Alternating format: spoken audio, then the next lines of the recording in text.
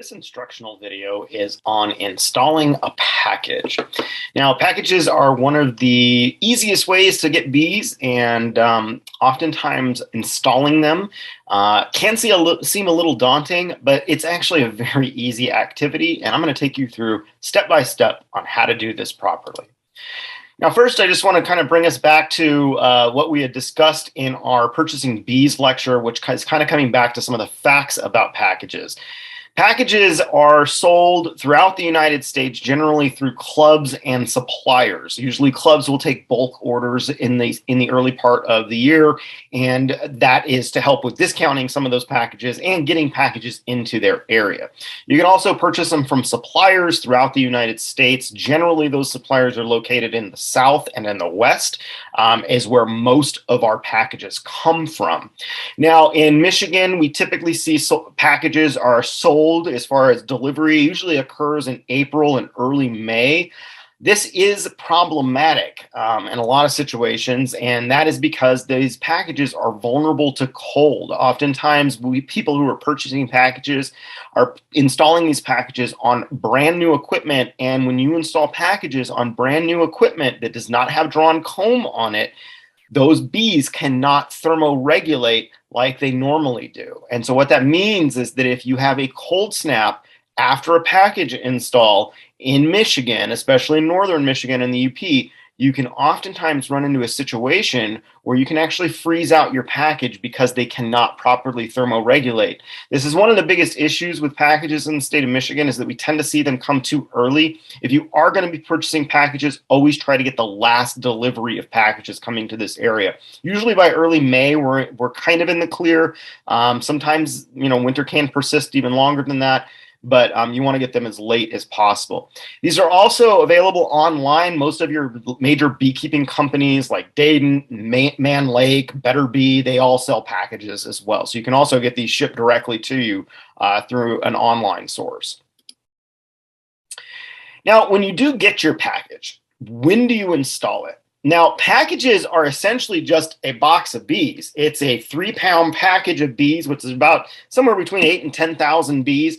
And basically, if you were to take that and just have it hanging around, it can actually, you're losing bees every day as that package is just sitting around, because again, it's just a box of bees with a feeder in it. So this is something that you need to keep in mind. So if you do get a package and it is too cold to install it outside, you can hang on to it for a day or two, but you want to get that in as quickly as possible, because they can't thermoregulate in that ball either in that package. And so it's just a tough situation. So if you get them early, generally what I say is you want to, as soon as you get a good day, you need to get them in.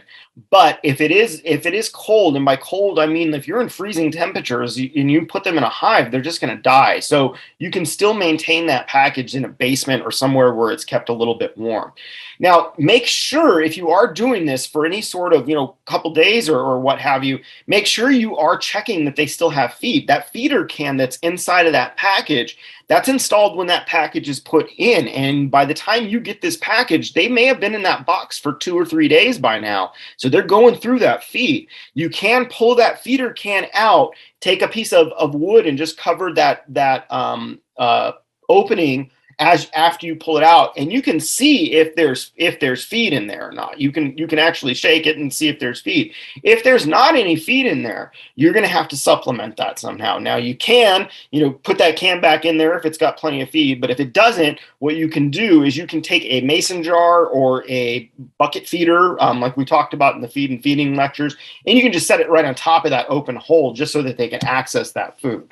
But you can get a few more days out of them, but you got to make sure that they have food if you're doing that. But ideally, you want to get this installed as soon as possible. So if you pick up your package and it's a nice day outside, get that package installed that day. Don't let them hang around. The longer they're in that box, the worse off they are. They need to get in equipment as soon as possible.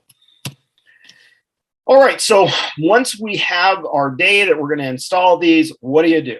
All right, so how do we install? So step one of our install is you're going to set up your equipment.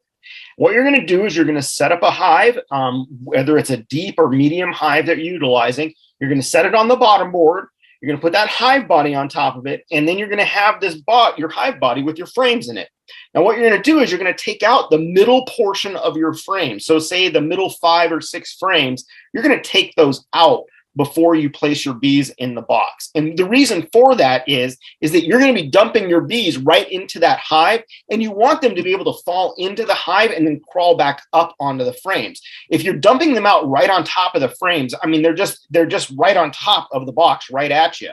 And so by dumping them into the box, it kind of calms things down a little bit more. You don't have as many bees flying around. It just makes things a little bit easier. So you're going to go ahead and you're going to remove those middle frames so that you can install those bees into that particular area. The next thing you do, step 2, is going to be taking out the feeder. So you see that silver feeder up here on the top of this package. You're going to pull that out and you're going to set it aside. Now, the thing that you need to understand is at this point in time, you're likely going to get some bees flying around. That's not a big deal. When you put these bees into the hive and you install that queen, all of the bees that are flying around you are going to come back. So you don't need to worry about losing bees when you open this package up. They're going to find their way back to it. So go ahead and you're going to take that feeder can out.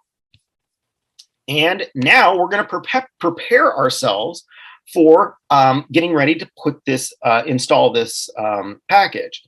Next step, step 3, is that after you take off that feeder, you pull that feeder can out, there is going to be a queen cage hanging right next to that feeder, kind of like what you see pictured here. The next step of this process, after you take the feeder out, is to ensure that your queen is alive. So you're going to take that queen cage out, you're going to look inside of it, and you're going to see through that cage if she's alive or not. If she is dead, if your queen is dead, you need to contact your supplier immediately and let them know that your package arrived with a dead queen. Typically, package suppliers keep around extra queens because this is a problem that does happen in transit, is sometimes you do lose queens. Just a fact of moving livestock around through US Postal Service and UPS.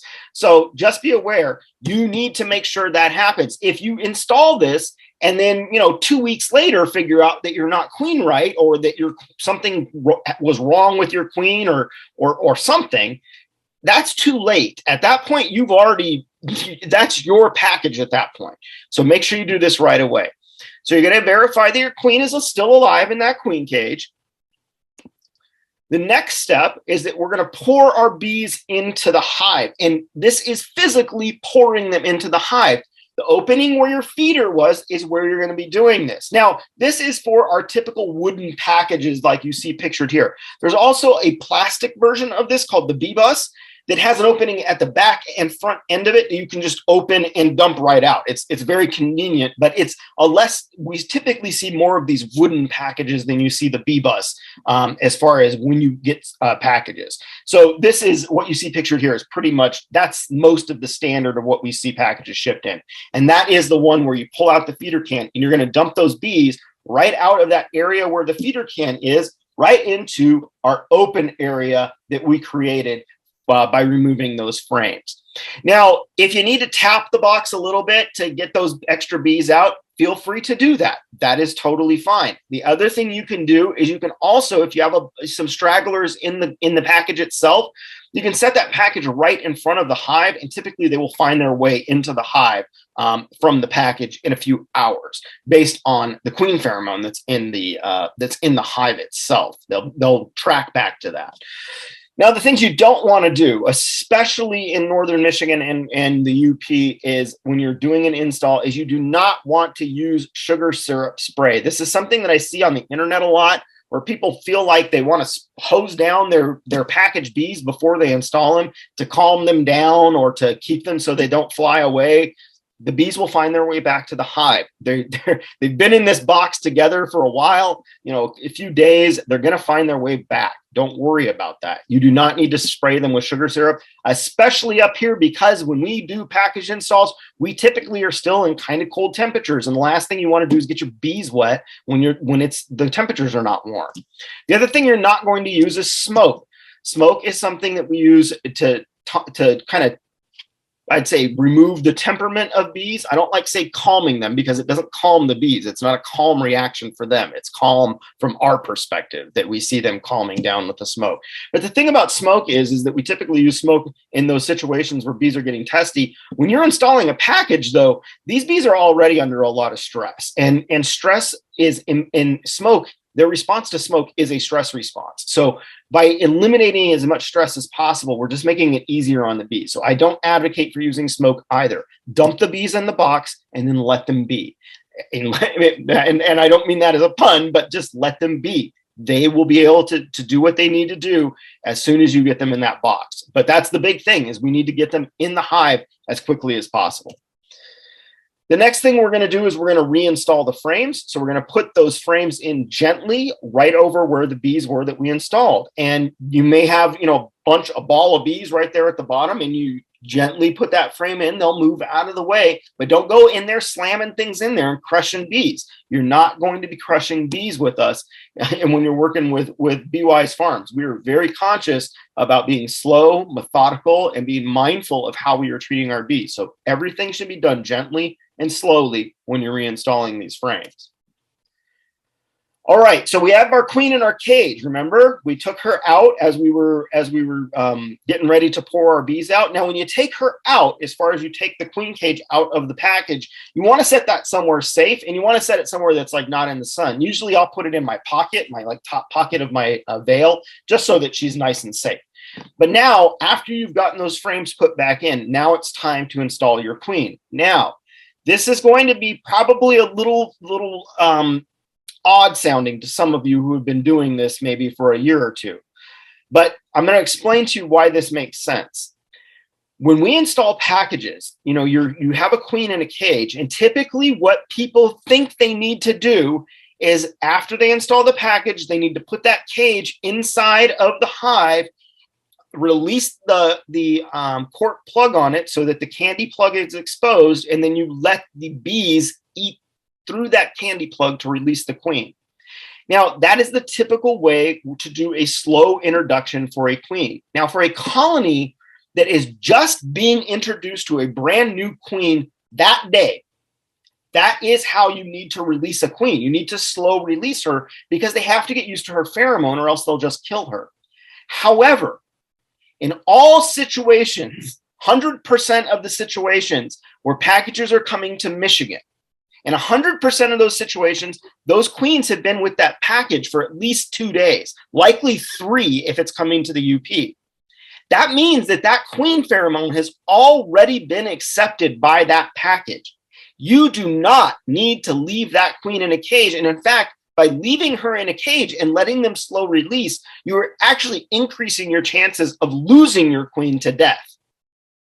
So, in all 100% of package situations in Northern Michigan and the UP, you will direct release your queen when you get a package because she's already been with them for several days. You don't need any more time for acceptance. And the quicker you get her out of the cage, the quicker they can start getting to work on getting your colony built out.